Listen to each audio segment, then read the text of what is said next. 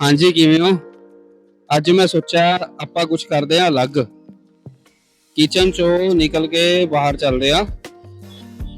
ਤਾਂ ਆਪਾਂ ਅੱਜ ਆਏ ਆ ਪਹਾੜਾਂ 'ਚ।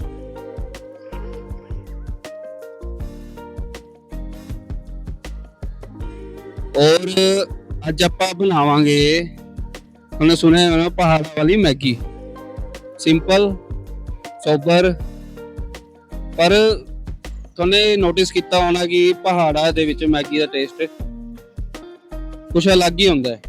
जिहड़े आपां घर च बनांदे आ उस तो कुछ अलग। पता नहीं उत्थे पानी का फर्क है, हवा का फर्क है, पता नहीं की होंदा है।